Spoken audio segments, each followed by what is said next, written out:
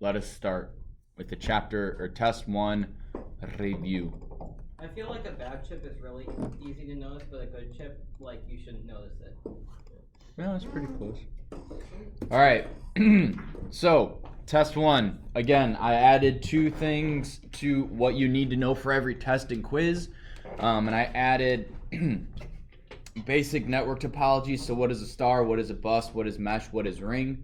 Which is all something you guys should be able to look at a picture and figure out. Because whatever the picture looks like, that's what it is. If it looks like a star, it's a star network. If everything's connected, it's a mesh network. If everything's connected to one cable, it's a what type of network? One cable. One cable, yes. And then the basic principles of how fiber optic cable works. I'm not going to ask for, microns and maybe distances, but that you should know that one, it's a core of glass with another cladding of glass around it inside of a cable, and it uses internal reflection to make sure the light doesn't leave. If you bend the cable too much, the light will bounce out and you lose it. So there's those real basic, if I were to go, what's fiber optic cabling? Oh, it's this, it's faster, it's this, it's that. Let me pull up the book. So specific to chapter 1, you need to know the network topologies. Again, star, bus, mesh, ring, those sorts of things. And you will need to know what a token ring is.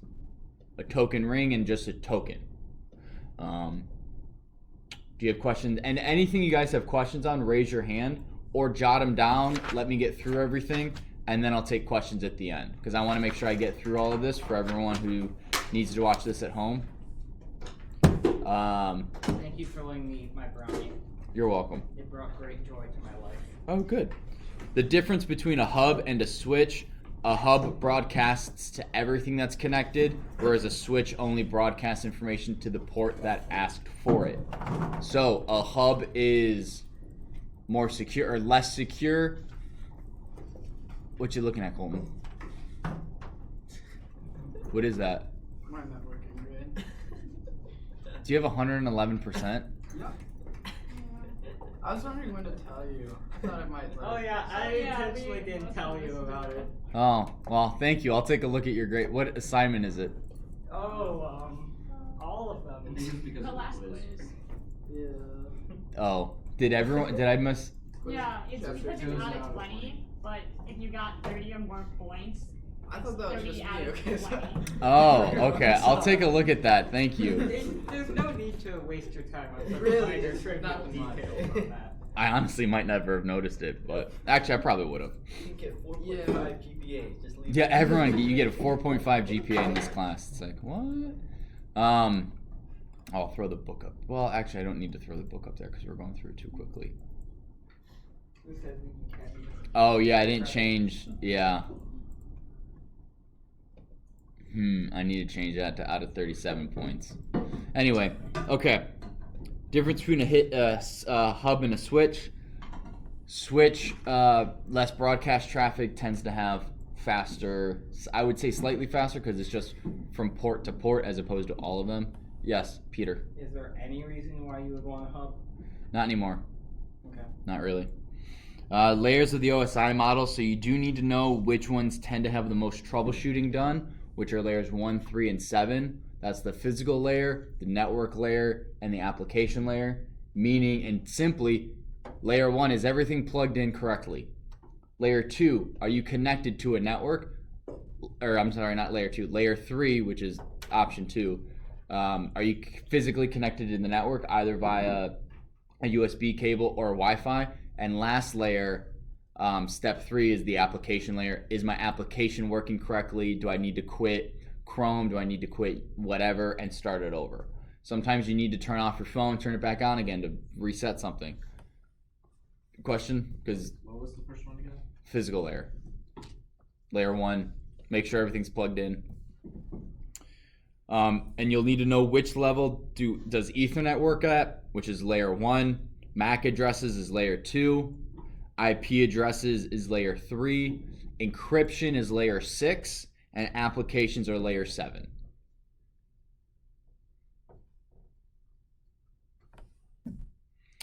what is pinging and what does it mean when you can or can't ping something? Pinging is, do I have a connection to this IP address or this server or this computer? And how do you ping? You just type it in. Yeah.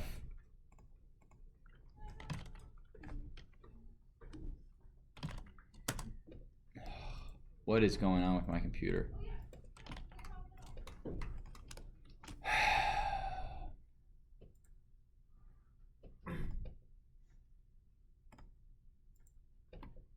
See if that fixed it. You need to give it a nice good whack. No, I just had to restart File Explorer. So all you do is you type the word ping and then you type in whatever you want to ping, whether it be an IP address. Okay, I can connect to my server. Or if I want to ping youtube.com, you can also type in this IP address. I can talk to YouTube. Apparently, why did it stop? Weird. If I can't ping something, I'll get a reply, hey, it's unreachable. Typically, if this right here, if this number is your own IP address, it means your computer's not connected at all. If it's, I don't know what that is actually. So if we do ping 10.0.0. I don't think 5 is something. Yeah, so this is saying it's not connected to my computer at all. This one is probably another IP address of another router somewhere saying, hey, we got this far, now we can't go any further, or something like that. I'm not 100% sure where this number comes from. I don't recognize it. There are certain IP addresses that you'll need to memorize. 127.0.0.0 or 0.1, that's loopback, which is your own NIC. So if you're having problems pinging yourself in a computer, something's really wrong. Something's wrong, probably hardware level or something like that. Well, no, it could be software. You just have a big problem. If you can't ping your own computer, you can't ping anything else. And then you'll also 169.254. I think it's 254. Dot something means your DNS issues are messed up. You don't necessarily need to know those two IP addresses yet for the test, but eventually you will. What? What hardware in a computer would not allow you to ping to yourself? Would it be like CPU problems? It could be a bunch of stuff. It could be your NIC physically got disconnected. It could be a software VPN screwing stuff up. I don't know off the top of my head, and I don't know if it's ever happened to me. It just is a fluke. So if you can't ping yourself, you got some bad issues. Yes. 169.254.0.0 doesn't return anything on my computer. Yeah, it's not supposed to. Oh. It's only when you have problems with your DNS. Oh. So yeah, you guys don't need to know that just yet. When you can or can't ping something, if you can ping to it, you have a connection to it. When you can't ping it, you're not connected to it. So if I'm trying to ping YouTube and I can't get to it, that means between YouTube and my computer, I have a problem. If I can't ping the AP, if I can't ping my network, my access point, or my server, then I have an issue between my computer and the server. And to find that, you would use traceroute. So traceroute youtube.com. This tells me, and this is something you're going to need to know for the test, that's not on this sheet, but it is on the updated one, so you may want to write it in. Traceroute, this tells me where the IP address, like where it traces the route of the ping signal. So it got to 10.0.0.1, the server, in less than a millisecond, and then it got to ENA, and then it got to this, and then it's going to that, and then blah blah blah blah blah blah blah. I don't know why it like waits. I have no idea what's going on.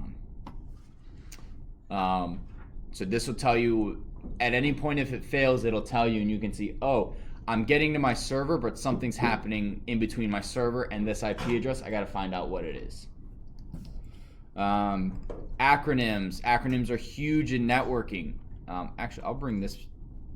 Oh my gosh, I have so many. Here we go.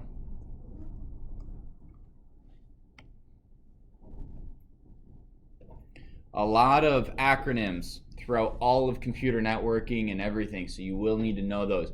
NIC stands for Network Interface Card. That is basically, can you stop slurping when you drink? That is your network, that is the card that interfaces you to your network. Network interface card. Again, IT guys aren't the most creative when it comes up with names. They just kind of name it what it is. A MAC address is a media access controller. Every single networking device has a unique MAC address. And that is how I can block your computer from joining a network even though you may change your IP address. An OUI is an organizational unique identifier. The OUI is the first 6 numbers or digits, the first 6 characters of a MAC address. So let me just grab my MAC address. IPconfig -. So my MAC address, I'm going to pick one of these because I have multiple. My MAC address is BA31B5901779. The OUI of this is the first 6, which is how when we got all of your guys' Surface computers, you guys all have the same OUI because it was the same shipment. And what that allowed us to do is we said, hey, any computer that has this OUI, we block the internet, or you're going to follow these sorts of rules, or yada yada yada, or this OUI has to follow these rules, and then individually we gave each one of you your own IP address. So organize, and you can look up OUIs. So if you see a MAC address and you don't know what it belongs to, you can look it up, the first 6 digits, and it will tell you, oh, that's owned by Apple, that's owned by Microsoft, that's owned by this. Do you have a question, Colton? So if another person like brought one like with the same OUI here, by coincidence, would their internet be restricted then? They'd have the same internet rules you do. Yeah, Joseph. So does pinging not affected by like blocked sites or network restrictions? Oh, good point. Because I'm pinging Reddit right now. That's exactly what I did. Yeah, I don't think it is, because what it is, so the way a filter typically works, and I'm just going to make sure I know what time we get out of here. So we get out at 1:08. Okay. Yeah, plenty of time. Do we get out? Period 5, yeah. So a filter, so it when you're okay. Think of the internet as like a 65,000 lane highway. Okay? Huge number of lanes. And each individual highway is its own number. So you have highway, each lane is port 1, port 2, port 3, port 4, port 5. Certain types of traffic only travel on certain lanes. So email traffic, for example, like certain different types of email protocols travel only on one lane. So IMAP, oh gosh, I think POP3 is 993, so 993. So lane 993 is only this certain email. So if you block that lane, email can't work. HTTPS, which is the secure version of connecting to a website, is on port 443. So if you block port 443, you can't get to a secure website. Regular HTTP is port 80. So if you block 80 and 443, you can't get really to any website. I say all of that to explain that ICMP, which is a protocol that Ping uses, I don't know what port it uses, but it uses that. So most filters block those other ports, and they leave a couple of these ones open. So if I had to guess, that's what our filter does. If I type in a website, it blocks the port 80 and the port 443, but it doesn't block this ICMP port. So that was a good question. Network address translation. What that basically does is it takes my private IP address, converts it to the public IP address to allow the internet to see it, which is how I'm able to go from my house to YouTube and back without people knowing my personal address and it prevents people from outside my network to see my personal IP address to attack it. They can only see the public IP address of my modem, and that's where the firewall and the router and all that typically is molded into one, depending on your stuff. One sec, Paul. And then network address translation protects you. So it keeps those guys out there, and it keeps my information inside. No one outside of my network knows my IP address. And they can't know unless they join the network. And once they join the network address translation works for them too. Does that make sense? Do you want me to go over it another way, or no? Okay, Paul. So I know when you're going through any network settings, there's like net type. What does it mean by like different types of net type? Don't you only have like one? Oh. I don't know if I've seen that before. Hang on.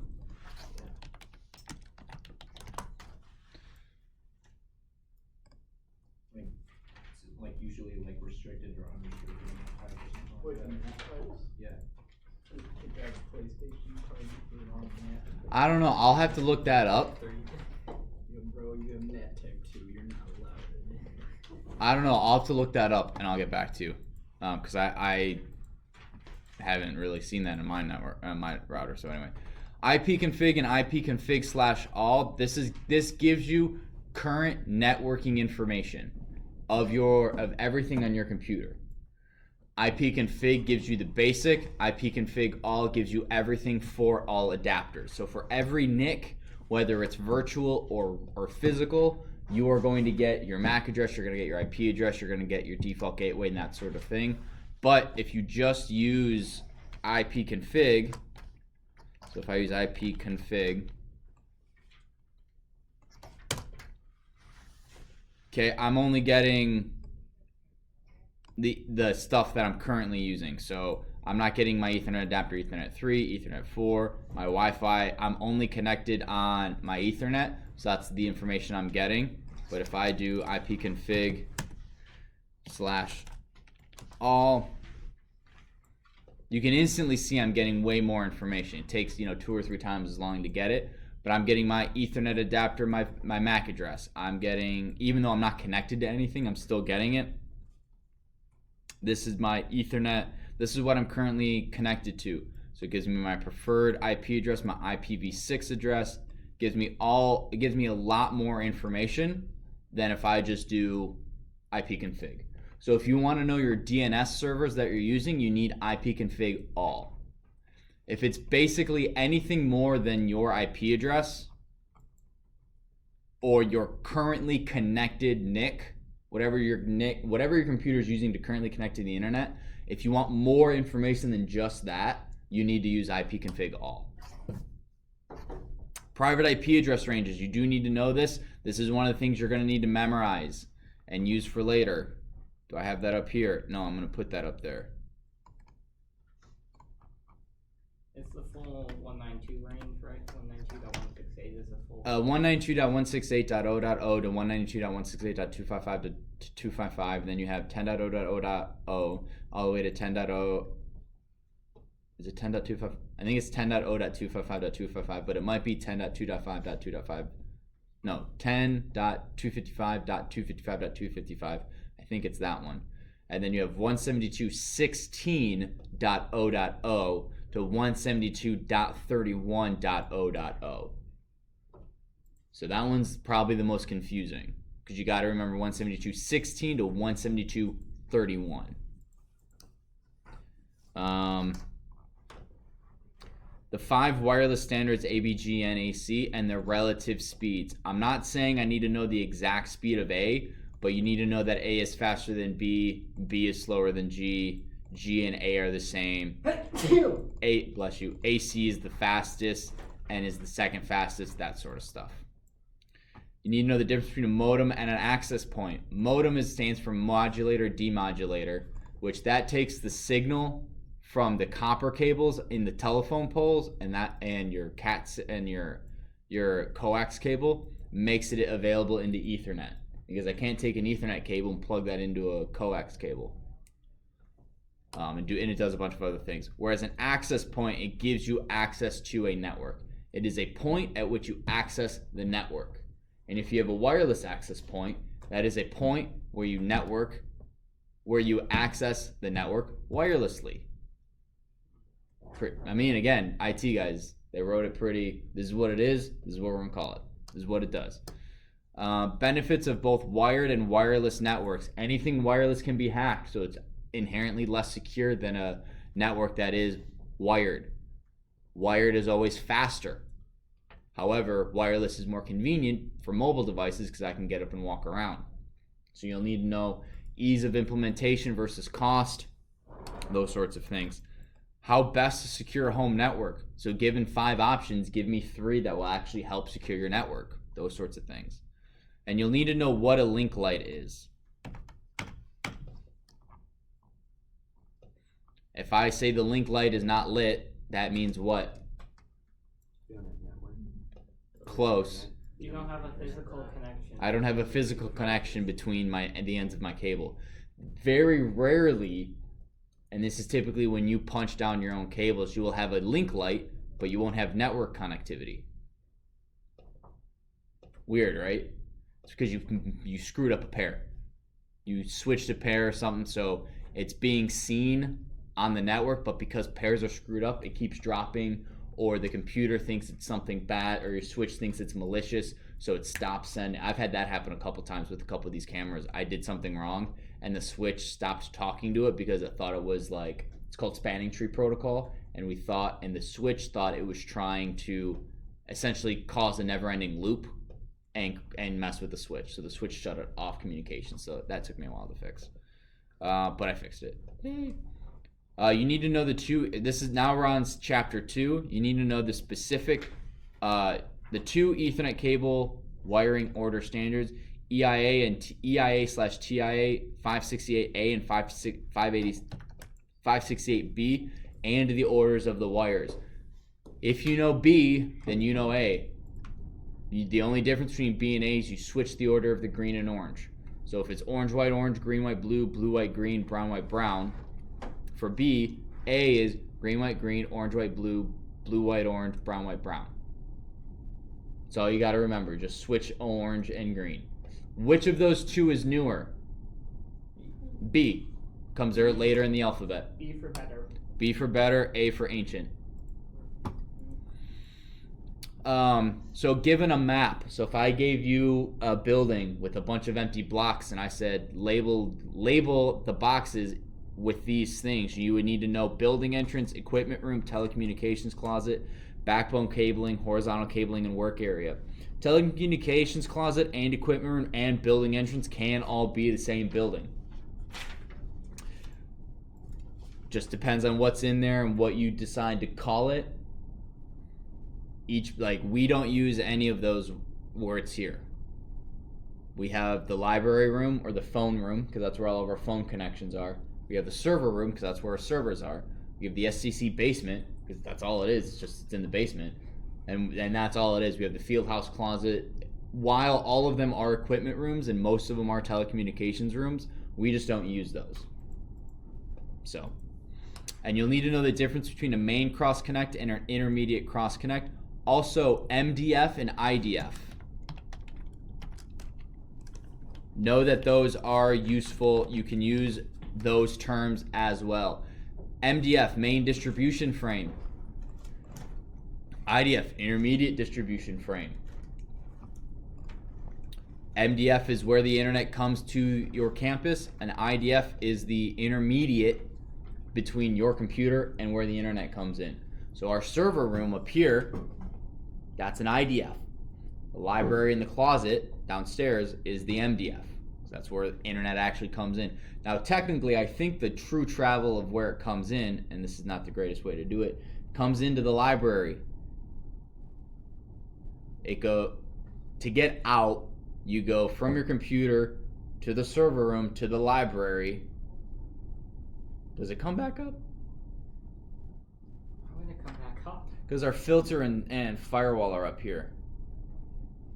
I don't know. Actually, I don't know. Why don't you put the firewall and the filter as close to the inbound, outbound network the demarcation point as possible? 1, I didn't set it up. Oh. And 2, I don't know. And if I had to guess, it's space. They didn't have enough space downstairs. Oh. So when building an IDF or MDF, always think of the future. Don't just think, oh, I only need 20 ports, so I'll buy a 24 port switch. Buy a 48 port. Buy a 48 port. Just do it. STP and UTP. STP is shielded twisted pair. UTP is unshielded twisted pair. Shielded twisted pair, what do you think has that unshielded twisted pair doesn't? A shield. A shield of what? Yeah, it helps reduce EMI. But it's essentially, I don't think it's aluminum, but it's a thin piece of metal, like aluminum foil wrapped around the inside of the cable. So you have your 4 wires, you have this sheathing, and then you have the colored cable part that you see. It's more expensive, but it's better for, like I said, a little bit faster, less susceptible to interference. UTP is cheaper. Yes. There can be many intermediate cross connects, but only one main cross connect, right? Yeah, unless you have a backup main cross connect, where if A goes down, everything can go to point B. But yeah, generally speaking. Yeah, you have one main cross connect, multiple IDFs. And you usually have at least one intermediate cross connect per building, right? Yeah, probably.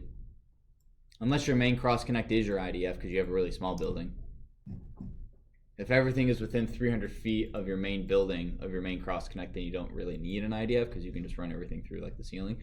But like here, in order to get from the basement of the STC to the teacher's workroom is greater than 300 feet, so you have to have intermediate steps in between there. Okay.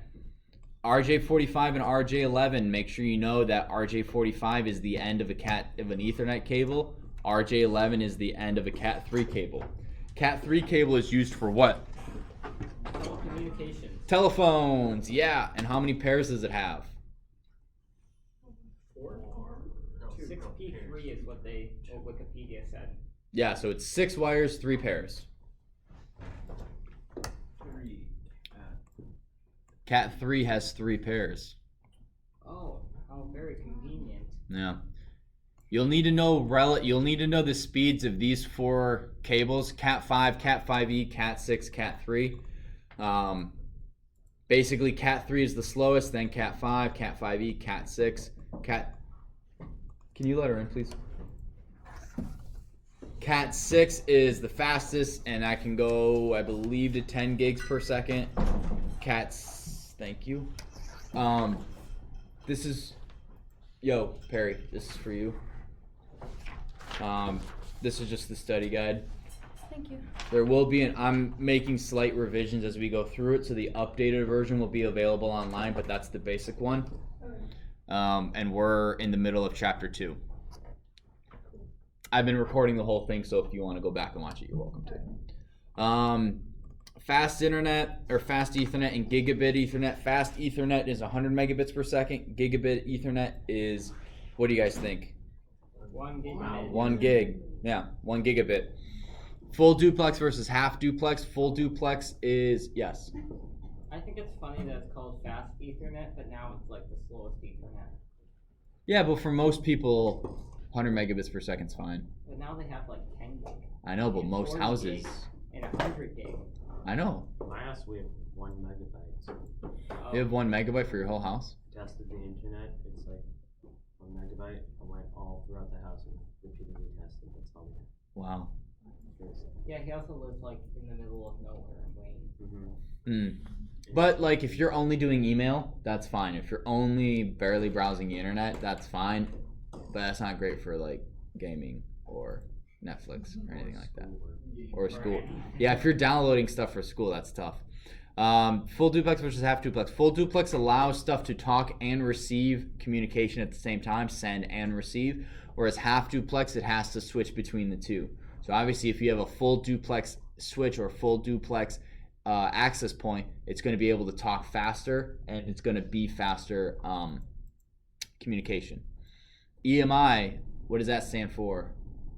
Electromagnetic interference. Electromagnetic interference, you do need to know that. And alien crosstalk. Alien crosstalk is when cables that are not the same cable interfere with each other. So the signal from cable A bleeds over into cable B, causing interference. One thing you'll need to know, just, you guys know that a moving electron produces a magnetic field, and that magnetic field is what causes interference with other cables. Okay. You'll need to know, specific to chapter 3, benefits of fiber over copper and benefits of copper over fiber. We saw that video yesterday, but you should be able to come up with a couple off the top of your head. Copper's cheaper, copper's already everywhere. Fiber's faster, it's more expensive. And the amount of data it can send is greater than that of copper. Again, basic principle of how fiber optic cable works. Just need to know that. Multimode and single mode fiber. When would you use multimode? When would you use single mode? Single mode is what? Single mode is a much thinner core sending essentially one signal, and it can go, in theory, unlimited distance. Multimode is a thicker core and can allow more signal, so it tends to have a slightly higher bandwidth. And I could not find online whether or not you couldn't do the dense wavelength. Oh, I can never remember that. Dense wavelength division multiplexing. Thank you. I knew there were, okay. I couldn't find if that was only multimode or both multimode and single mode. If I had to guess, it's only multimode because you need multiple. I don't know. So that I'm not going to grade you on, but knowing what that dense wavelength division multiplexing is very important, because what it does is it basically sends different color light rays and it turns one fiber optic cable into a virtual many. So you do need to know what that is and how and what it does. Pulse dispersion. That is basically the spreading out of the light pulse the further it travels. The further light travels, the more likely it is to start spreading out. The couple photons at the beginning may have, a few nanometers. They hit something a few nanometers differently than the ones behind them. The ones behind them slow down and the pulse just slowly gets spread out. The more it gets spread out, the more likely it is that the computer on the other end is going to misread it. So in this handy dandy, oops, wrong PDF.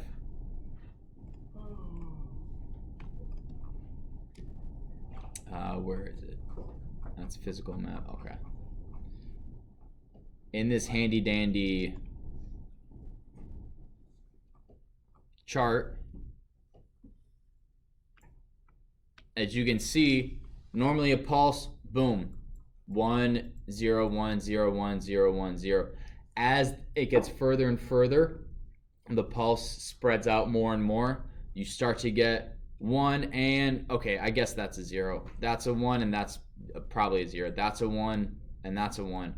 And then you start getting, well, this is definitely a 1 because it's going up. I really have no idea what's going in here because it's not one single pulse. It's two pulses bleeding over each other and the computer doesn't know what it is. Then we have the 1 and then same thing, it bleeds over and it confuses the computer until finally it spreads out so much that the computer reads it as 1 1 1 1 1 1 1 as opposed to 1 0 1 0 1 0 1 0. So know that pulse dispersion is the spreading out of light waves, which leads to incorrect reading of signal. Graded index fiber. Does anyone remember what that is? Peter? That's the one where it changes the density or the refractive index of the fiber the further you get from the sensor. That way you can send multiple different wavelengths around and they arrive at the same time. Yes, so it's right here. So instead of having light bounce, it bends and it keeps it from hitting the edges, so you don't have as likely of interference or of bleeding out of the cable. But it also, because things aren't hitting, they're more likely to travel in an arc, in a bend, and they stay closer together, so you're less likely to have sort of bit rate errors. Does that make sense? Could you just imagine walking through the hallway with a group of you guys holding hands and you're just kind of snaking through, you're never hitting the edges of the wall, you're just kind of doing this, as opposed to, and you're running, right? You're running as fast as you can through this hallway and you're not hitting the edges. And then let's say you start running through the hallway and you have to bounce off the lockers. At some point, someone's hand is going to get let go and you're going to start getting further and further away. All right, so you kind of think of it that way. That'd actually be really fun. You guys want to do that? Yeah. Exercise? Yeah. All the teachers sticking their head out. We Don't can worry, make it's a it fiber optic experiment. We can make it count as a PE credit. There you go.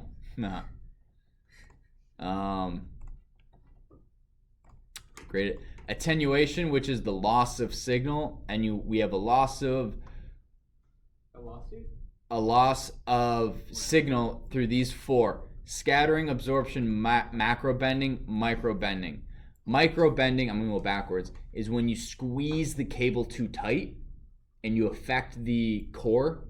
Macro bending is where you bend the cable too much and the light bounces out.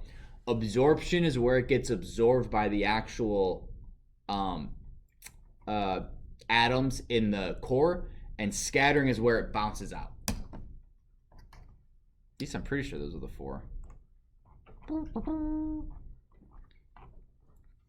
Scattering. Oh yeah, and know that scattering accounts for the vast majority of loss of signal. That might be on the test for sure, so I would know that for sure. Maybe. Who knows? I wonder too. Yeah, second, it's a conversion of optic power to heat. Oh yeah, it changes into heat because you hit a hydroxyl ions. Cause yeah, I know what those are. You guys know too, so we're just gonna keep going. Wait, did I already? Pulse dispersion, dispersion. Oh, I didn't catch that. That's the same thing, right? Yeah. So, I'll get rid of this one. Diode laser versus LED. Know that a diode laser is stronger, can typically send the signal further, but has higher power consumption, and you have to deal with the heat. Whereas an LED is cheaper, easier, and simpler. Can't go as far, weaker, those sorts of things. VCSEL. Anyone remember what VCSEL is? If you even just tell me what it is. What is a VCSEL? Simplest term, go. Isn't it a light laser? Yeah. The laser, yes. The Vertical cavity. It's a pixel, but it's like surface emitting laser, I think. It's a pixel, but like a really souped up pixel. VCSEL, oh, yeah. That shoots lasers instead of, normal light. Yeah. Imagine a screen. Surface made out of emitting laser. pixels. That'd Basically, be beautiful. just know what it is. I'm not going to go into the quantum wells or blah, blah, blah, blah, blah. Just know it is a laser that is stronger and consumes less power than a surface imaging, like a regular edge emitting laser.